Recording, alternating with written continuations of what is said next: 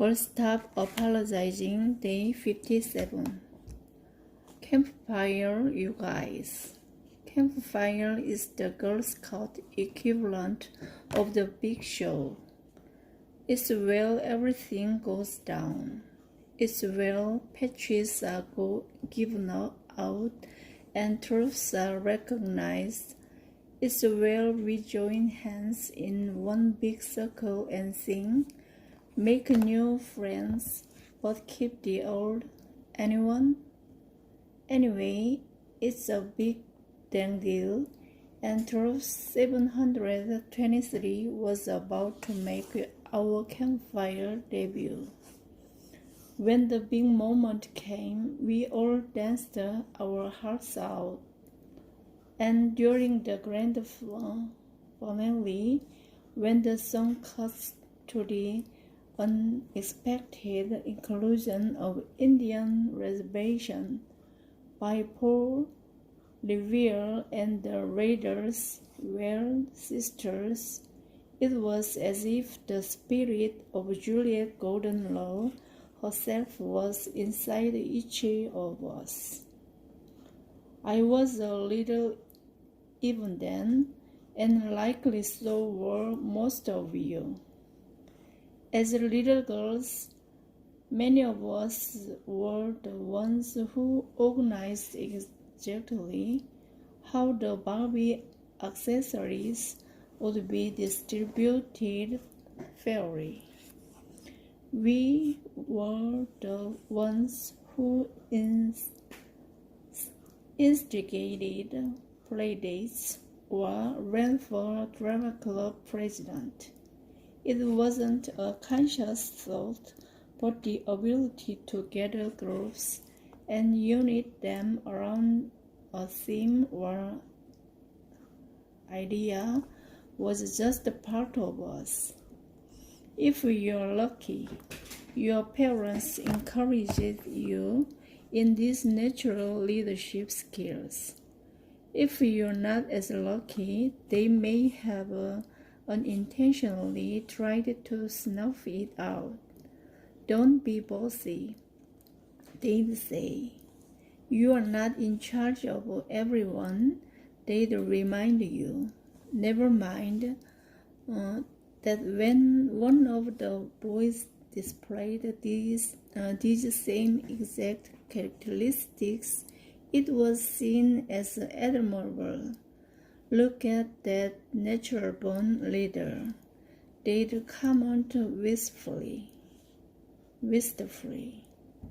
Leadership isn't a trait that was encouraged in girls when I was growing up, and maybe that's why so many of us struggle with the mental law. We don't tend to think of ourselves as leaders because that's most often reserved for business settings. I'm here to tell you, I don't care who you are or what you do during the day, working or momming or school or whatever. It's all the same to me in this area. I need you to embrace the idea that you are a leader. In fact, we all need you to do that. I've spent the last half-decade of my life building up a community of women, both online and in person, who believe in a similar philosophy as I do. We welcome and support one another regardless of what we have in common and despite our differences. We give one another space to belong and the encouragement to pursue our dreams, and I'm so blessed that so many of you share my vision. I am doubled over by how many women follow me online or come to my conference or buy my books But here is the truth from the very bottom of my heart. I'm not looking for one more fan. I don't need one more woman to like my Instagram feed or think my shoes are cute. I'm not trying to develop a community of fans. I'm trying to develop a community of leaders. Are you an influencer? Are you on media? Do you run a conference, a business, a podcast? Are you a mom in the PTA? Are you a teller at the local bank? Are you a volunteer for Sunday school at church? Are you a high school student? Are you a grandma for 7? Great! I need you. We need you. We need you to live into your purpose. We need you to create and inspire and build and dream. We need you to blaze a trail and then turn around and light the way with your magic so other women can follow behind you. We need you to believe in the idea that every kind of woman deserves a chance to be who she was meant to be, and she may never realize it if you, yes you, don't speak that truth into her life. You will be able to do that if you first practice the idea of being made of more in your own life.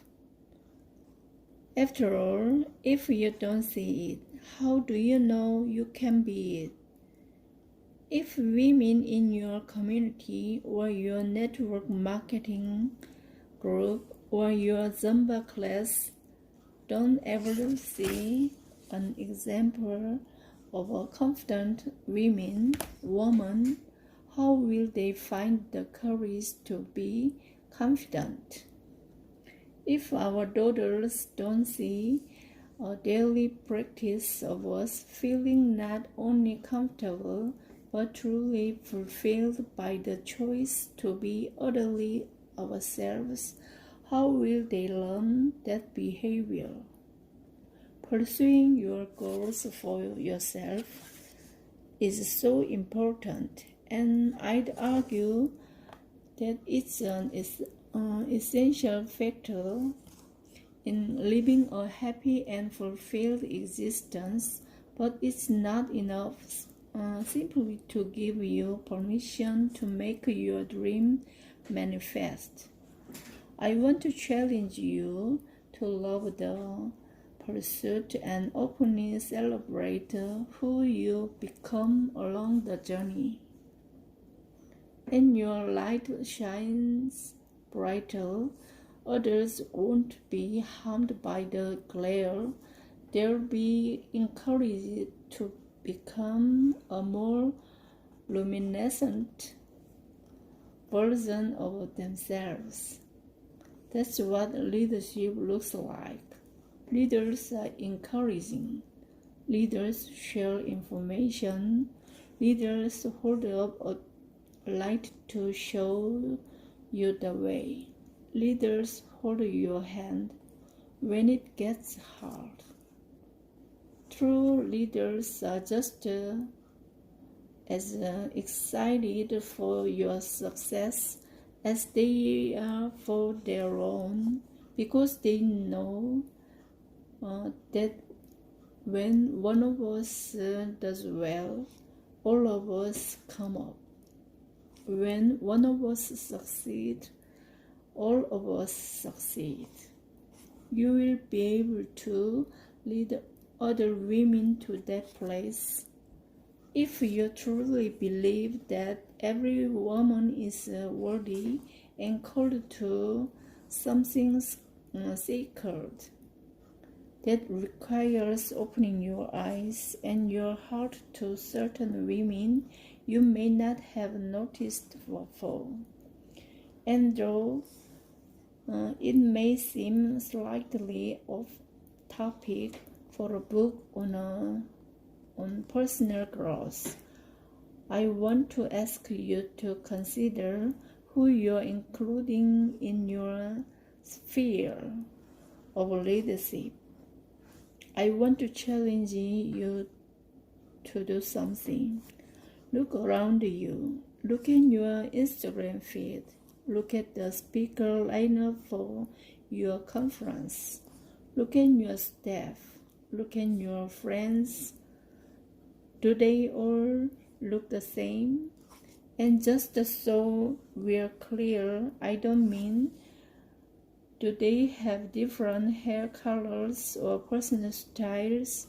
I mean, well, frankly, I mean, are they all the exact same color?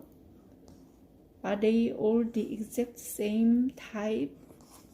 Do they all go to the same church? Do they all live in the same area?